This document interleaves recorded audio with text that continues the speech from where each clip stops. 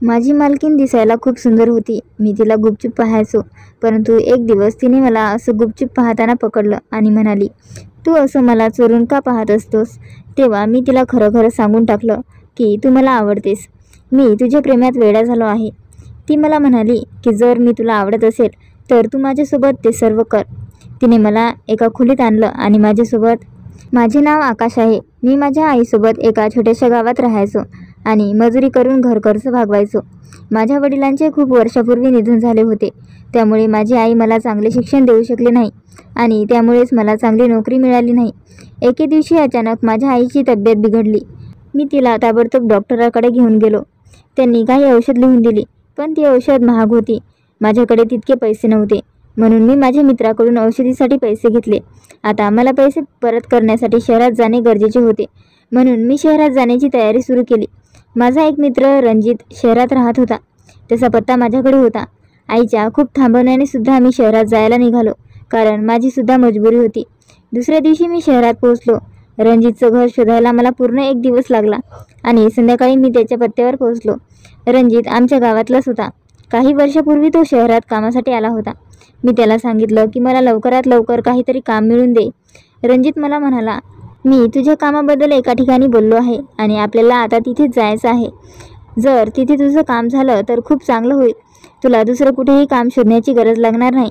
माझ्याकडे फोन नव्हता, कारण फोन घेण्या इतके पैसे माझ्याकडे नव्हते. मला आईची खूप आठवण येत होती, म्हणून मला माझ्या आईला फोन करायचा होता. एक PCO पाहून मी घरी आईला फोन केला. तिच्या तब्येतीची विचारपूस केल्यावर माझ्या मनाला थोडं हलकं वाटलं. मी रणजितसोबत एका बंगल्यावर पोहोचलो. बंगला इतका सुंदर होता की याआधी असा सुंदर बंगला मी कधीच पाहिला नव्हता. चौकीदाराशी बोलून आम्ही दोघेही गेटच्या आतमध्ये आलो. रणजितने मला सांगितलं होतं, हे घर एका महिलेचं आहे. या एवढ्या मोठ्या घरात ती एकटीच राहते, असं मी लोकांकडून ऐकलं आहे. काही वेळाने घरातून एक मोलकरीण बाहेर आली आणि आम्हाला तिच्यासोबत आत यायला सांगितलं. आम्ही तिच्या मागे घरात गेलो. मोलकरीणने आम्हाला एका मोठ्या हॉलच्या बाहेर आणलं आणि आत जायला सांगितलं. आत पाऊल टाकताच माझी नजर समोर बसलेल्या एका बाईकडे गेली. ती खूपच सुंदर होती. तिला पाहून कोणीही एकटक तिच्याकडे पाहतच राहील आणि माझीही तीच अवस्था झाली होती.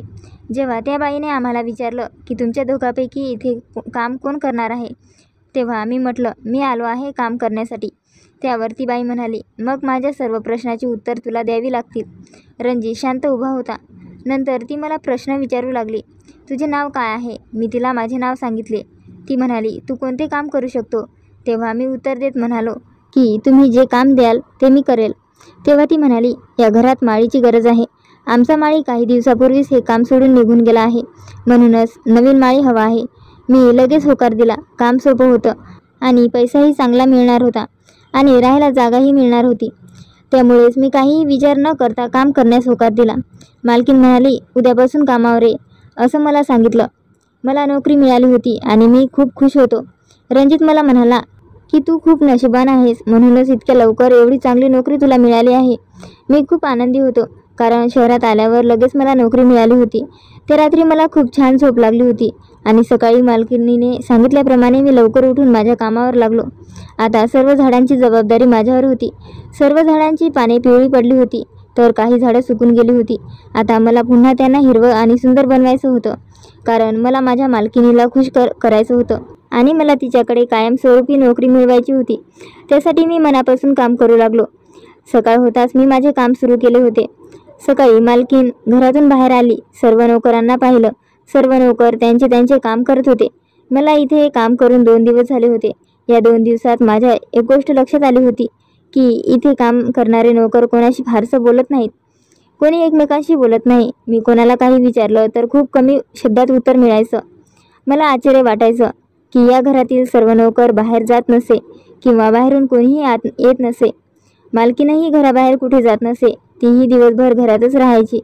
मालकीण खूप सुंदर होती आणि जेव्हा कधी माझ्यासमोर यायची तेव्हा मी तिच्याकडे बघतच बसायचो. हळूहळू मी तिला लपून छपून बघायला लागलो. आता माझी ही सवय झाली होती. संध्याकाळी जेव्हा ती बाहेर बसायची तेव्हा मी तिला झाडाच्या मागून हळूच बघायचो. मला वाटायचं मी बघतोय हे तिला कळणार नाही, पण मी चुकीचा विचार करत होतो. मालकिणीला माझी प्रत्येक हालचाल माहीत होती. वेळ निघून चालला होता. मला माझी मालकीण दिवसेंदिवस अधिकाधिक आवडू लागली होती. एक दिवस मी मालकिणीला अशाच प्रकारे लपून पाहत होतो. आणि काही वेळाने ती उठली आणि माझ्याकडे चालत येऊ लागली. मला वाटलं तिचं काही काम असेल म्हणून ती माझ्याजवळ येत आहे. माझ्याजवळ येऊन तिने विचारलं, तू मला असं लपून छपून रोज का पाहत असतोस? तिच्या प्रश्नाने मला धक्काच बसला. मला तर वाटलं की आता मालकीन मला नक्कीच कामावरून काढून टाकणार. तिने पुन्हा मला विचारले, तू मला गुपचूप का पाहतोस? आणि आता मला तिच्या प्रश्नाला उत्तर देण्याशिवाय कोणताही पर्याय नव्हता. आणि मी सरळ बोलून टाकलं की तुम्ही मला खूप आवडतात आणि म्हणूनच मी तुमच्याकडे गुपचूप पाहत असतो. एवढे बोलून मी गप्प झालो आणि तिच्या बोलण्याची वाट पाहू लागलो. आणि ती बोलल्यावर मला धक्काच बसला. तिचं बोलणं ऐकून आनंदाला पारावर उरला नाही. आनंदाने मी वेडा झालो होतो. जेव्हा ती म्हणाली, जर मी तुला आवडत असेल तर माझ्याशी लग्न कर. सुरुवातीला मला वाटलं की मालकीन माझ्यासोबत मस्करी करत आहे, पण नंतर पुन्हा तेच बोलली. तेव्हा मी काही विचार न करता हो म्हणालो. मी तिच्यासोबत लग्न करायला तयार झालो. मला अजूनही विश्वास बसत नव्हता की असं होऊ शकतं. आनंदाच्या भरात मी रात्रभर झोपू शकलो नाही. माझ्या नशिबावर विश्वासच बसत नव्हता. माझ्या मनात नुसते मालकिनीचे विचार येत होते. तिची सुंदरता, तिचं रूप आठवून माझी झोप उडाली होती. सगळं अगदी मला स्वप्नासारखे वाटत होते. मी एक गरीब घरातील मुलगा होतो आणि मालकीन खूप सुंदर आणि एवढ्या मालमत्तेची मालकीन होती. तिच्याशी कोणीही लग्न केलं असतं. कोणीही श्रीमंत सुंदर दिसणारा मुलगा तिच्यासोबत लग्न करू शकला असता. मग ती माझ्याशी लग्न का करत होती? मी याबद्दल काही विचार केला नाही. दुसऱ्या दिवशी मालकीन पुन्हा बाहेर आल्यावर ती माझ्याकडे आली आणि मला पुन्हा विचारलं, तू नक्की माझ्याशी लग्न करायला तयार आहेस ना? मी तिला हो असं उत्तर दिलं आणि नंतर ती मला तिच्यासोबत घेऊन गेली. लग्न होणार याचा मला आनंद झाला होता, परंतु तिने लग्नाच्या मंडपाऐवजी मला घरातल्या एका मोठ्या खोलीत आणून ठेवलं. मला आश्चर्य वाटलं. मी 2-3 पावले पुढे टाकली तेव्हा समोरील दृश्य पाहून माझ्या पायाखालची जमीनच सरकली. त्या खोलीमध्ये माझ्यासारखीच आणखी काही मुलं होती. त्या खोलीत खूप अंधार होता. तिने मला इथे का आणलं मला काहीच समजत नव्हतं. मी मागे वळून पाहिले आणि तिला विचारलं की तुला माझ्याशी लग्न करायचं आहे, मग तू मला इथे का आणलं आहेस? यावर तिने काहीच उत्तर दिलं नाही. ती गप्प राहिली आणि मला तिथेच थांबायचं सांगून ती खोलीतून बाहेर निघून जात होती. माझ्याकडून फार मोठी चूक झाल्यासारखं मला वाटलं. तेव्हा मला वाटलं की मी मालकिनीला असं लपून छपून बघून खूप मोठी चूक केली आहे आणि त्यापेक्षा मोठी चूक म्हणजे तिच्यासोबत लग्न करायला होकार देऊन केली आहे. माझ्या मनात हाही विचार आला की कदाचित तिला लग्नाच्या आधी माझी परीक्षा घ्यायची असेल. लग्नाआधी तिला जाणून घ्यायचं असेल की मी कशा प्रकारचा माणूस आहे. असा विचार करून मी एका कोपऱ्यात शांतपणे बसलो. मी इथे येऊन एक रात्र निघून गेली. सकाळी एक नोकर आला आणि मला जेवण देऊन तिथून निघून गेला. मी त्याला मध्येच अडकून त्याला विचारलं की मालकीन कुठे आहे? तर तो नोकर काहीही उत्तर न देता तिथून निघून गेला. कालपासून मी काही खाल्लं नसल्याने मला खूप भूक लागली होती. मी लगेच जेवणाचं ताट उचललं आणि जेवायला बसलो. तिथे जी बाकीची मुलं होती ती देखील जेवायला लागली होती. त्या सर्वांना शेरवानी घातली होती. जणू त्यांना लग्नमंडपातून उचलून आणून या खोलीत कैद केलं आहे. मला त्यांच्याबद्दल काहीही समजत नव्हतं. ते लोक इथे काय करत आहेत?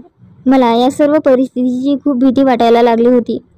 इथून लवकरात लवकर पळून जावं असं मला वाटत होतं. इथे येऊन किती दिवस झाले मला काहीच कळत नव्हतं. फक्त सकाळ संध्याकाळ एक नोकर येऊन आम्हाला जेवण देऊन जायचा. मी त्या खोलीमध्ये सर्व ठिकाणी पाहिलं, पण कुठेही बाहेर निघण्याचा मार्ग दिसत नव्हता. आज सकाळी जेव्हा नोकर जेवण देण्यासाठी आला तेव्हा त्याच्यासोबत मालकीनही आली होती. तिला पाहून माझ्या मनात एक आशेचा किरण जागृत झाला की कदाचित आता माझी परीक्षा संपली असावी, मला सुटका मिळेल. तेव्हा मालकीन माझ्यासमोर उभी राहिली आणि माझ्याशी बोलू लागली. आज रात्री तिचं आणि माझं लग्न होणार होतं आणि हेच ती सांगायला आली होती. ती म्हणाली की संध्याकाळी मला इथून बाहेर काढले जाईल. मी सुटकेचा श्वास सोडला, पण खूप दिवसापासून पडलेला एक प्रश्न मी विचारला. तिने मला इतके दिवस इथे का ठेवलं आणि ही इतर मुलं कोण आहेत? या सर्व मुलांना इथे का ठेवलं आहे? मालकीन बाहेर जायला निघाली, पण माझं बोलणं ऐकून ती मध्येच थांबली. ती माझ्याकडे पाहू लागली.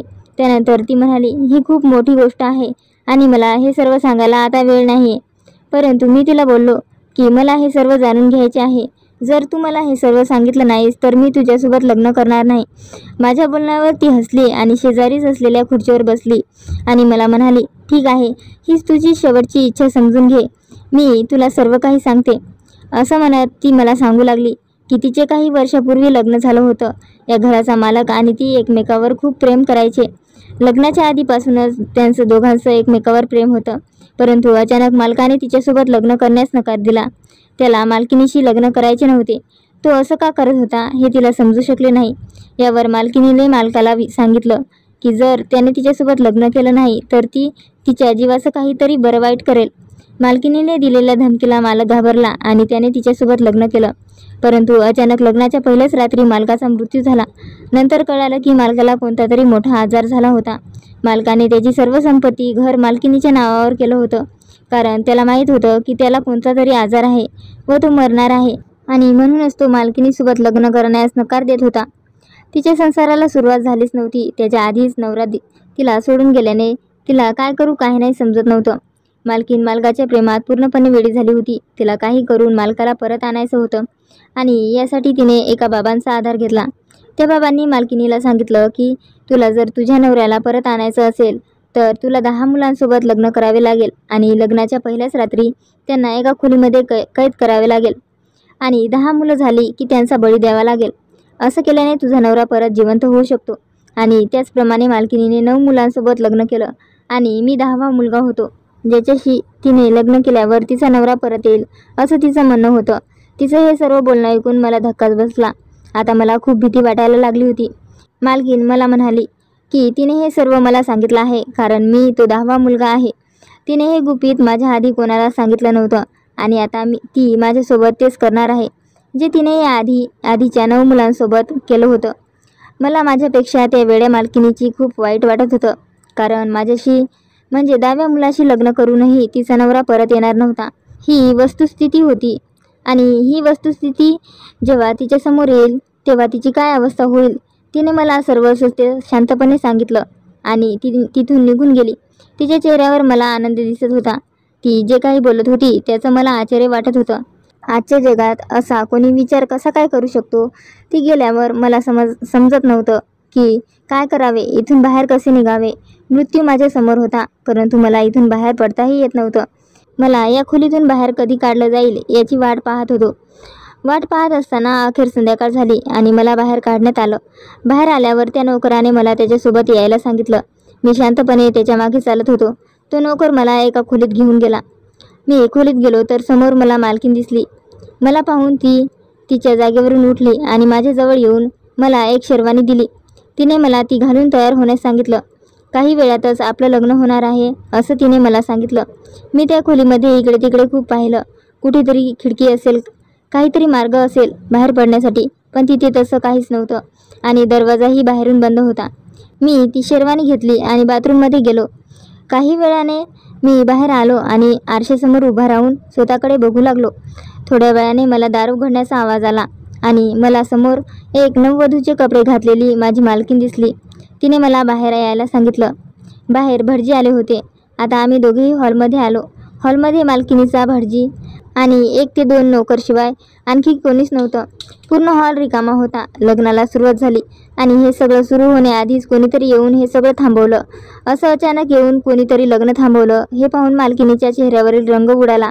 पण माझ्या चेहऱ्यावर आनंद होता, कारण ते पोलीस होते. रणजित त्यांना घेऊन आला होता. मालकीन तरुण मुलांशी लग्न करून त्यांना खोलीत कैद करायची याबाबत त्याने पोलिसांना सर्व काही सांगितलं होतं. तिथे उपस्थित सर्वांना पोलिसांनी ताब्यात घेतलं आणि माझ्या सांगण्यानुसार त्या अंधाऱ्या खोलीतही ते गेले. तेथील सर्व मुलांना त्यांनी बाहेर काढलं. खरं तर मीच त्याला हे सर्व करायला सांगितलं होतं. मी घरातून कधीच बाहेर पडलो नव्हतो, ना मला कोणी भेटायला आलं होतं. पहिल्या दिवशी मी इथे कामाला आलो तेव्हा येताना मी माझ्या आईशी बोललो, पण त्यावेळी कळालं की माझ्याकडे फोन नाही. त्याच्याकडे 2 फोन होते. त्यापैकी एक फोन त्याने मला दिला आणि तोच फोन त्यावेळी माझ्याकडे होता. जेव्हा मालकिनीने मला त्या खोलीत बंद केलं होतं, परंतु त्या खोलीत मी जेवढा वेळ कैद होतो तेव्हा कोणालाच फोन केला नाही, कारण जर मी फोन केला असता तर कोणाला काही सापडलं नसतं, कारण आम्ही त्या अंधाऱ्या खोलीत कैद होतो आणि पोलीस घराची पूर्ण झडती घेऊन गेले असते, पण त्यांना काही सापडलं नसतं. म्हणूनच त्यावेळी मी गप्प राहिलो. मालकिनीने जेव्हा मला बाहेर काढलं आणि लग्न करण्यास सांगितले तेव्हा मला वाटलं की हीच योग्य वेळ आहे मालकिनीचा खरा चेहरा जगासमोर आणायचा. आणि तेव्हा मी रणजितला फोन केला आणि त्याला इथे पोलीस घेऊन येण्यास सांगितलं. मालकिनीचा चेहरा जगासमोर आणला. अनेक निरपराध लोकांचा हत्या करण्याचा कट होता आणि त्यासाठी तिला शिक्षा झाली. ती सामान्य महिला नसून ती एक मानसिक रुग्ण झाली होती. तिला पकडल्याबद्दल पोलिसांनी मला बक्षीसही दिलं होतं आणि या पैशातून गावी येऊन मी माझा एक छोटासा व्यवसाय सुरू केला. तर मित्र आणि मैत्रिणींनो, कशी वाटली ही कथा प्लीज कमेंट करून नक्की सांगा आणि आपल्या चॅनलला सबस्क्राईब करायला विसरू नका. धन्यवाद.